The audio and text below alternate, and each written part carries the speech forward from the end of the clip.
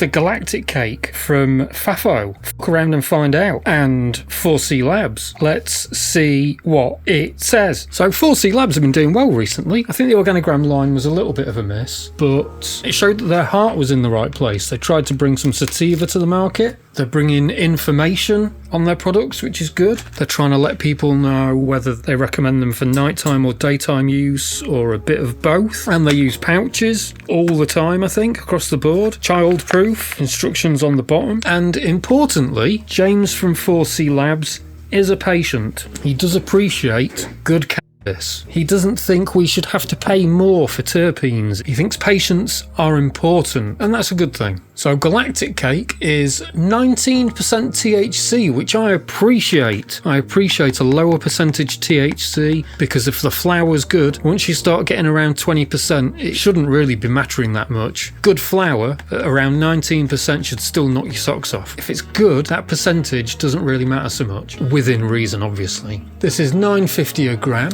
But you can get 5 grams, and that's what I did, so I didn't pay £95 for it. I paid £47.50 for it. Or if you buy 10 grams, there's a slight saving. You only pay £90. This is bred by FAAFO, and Galactic cake, which is bred in British Columbia, is a 70% indica cross of lemon, Skywalker OG, and wedding cake. Now, the only wedding cake I've had, really, is the Peace Naturals wedding cake. It was nice enough, but it didn't really have much flavour for me compared to the Atomic Sour Grapefruit. Therefore, the others didn't get much of a look in. So my experience of wedding cake is not much so far. The phenotype was hunted by Life Cycle Botanicals, but it was cultivated by FAAFO. It boasts a stunning cake aroma and dense trichome-covered buds. Its dominant terpenes include caryophyllene, limonene and myrcene. So caryophyllene, we should be getting some spicy gassiness and a bit of pepperiness maybe. Limonene speaks for itself, it's the lemon,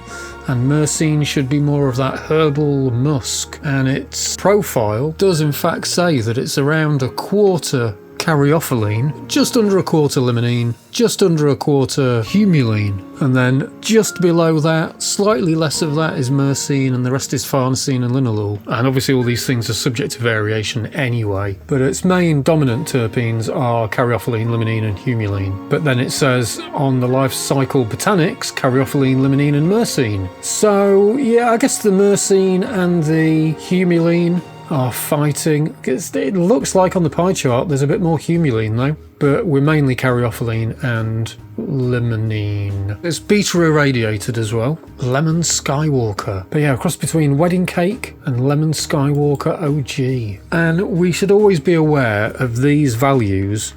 They're not accurate, they're not going to be perfect. Not everybody's going to be 19%, which is why they call it a potential THC range is plus or minus 10% of that. So we could be talking as low as 17%, we could be talking as high as nearly 21%. So the one test I did for the pink lilac came out at 23%, and the pink lilac is rated at 27%. Plus or minus 10% of that 27, you're getting around 24%. So 23 is not really that far under what you would expect. So we should be expecting this to maybe even go as low as 16%, but therefore maybe as high as 22. I'd give it more than that 10% range, I suppose. We'll find out about that, but let's get this sucker open. So you grab the blue bit inside, get your finger under there, and grab the blue bit, and pull apart from there.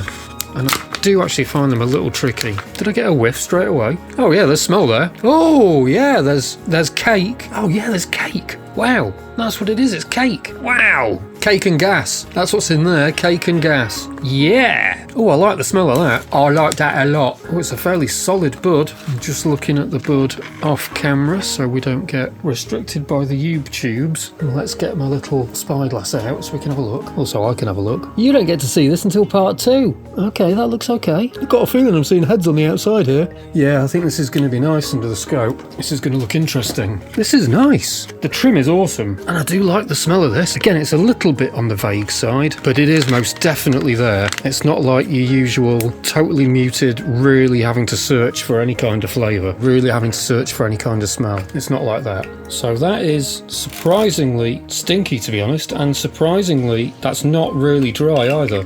That has a lovely level of moisture. Well, that's all I'd normally show you in part 1, but I'm going to see Purple Pro's set up, so now we just need to get the flower into the device. That smells nice. Oh, that really didn't work at all doing that. I just made a mess all over the table. Okay, let's get that down into the testing chamber. The only problem I found with this Purple Pro really is that you do tend to make a fucking mess using it. Okay. That's that pushed down. Let's start the test. So on a 19% flour, this is giving us a return of 20%. Moisture level of 10.3% and under 2% CBD. That is some fresh shit at 10.3%, and that's a good THC level as well. So there we go. So I'm looking forward to seeing this one under the scope. I'm looking forward to the taste test on this one. I suggest you should be looking forward to this too. That's really good results. So thank you for watching part 1. That's about as much information as I can give you in part 1 without actually just testing the flowers directly myself. In part 2, we'll have a look at the flowers on camera, we'll do a taste test, we'll clean this mess up off the desk, and we shall look at the flower, the Galactic cake, under the scope and see if we think it's worth your time. That'll be for you to make that final call though, but I'll give you all the information I can for you to be able to make that decision. So yeah, thanks for watching. Stick around for part 2. If you've seen anything in this video that you appreciate, then I'd appreciate a like and a subscribe and a share. Thank you folks. See you on the next video.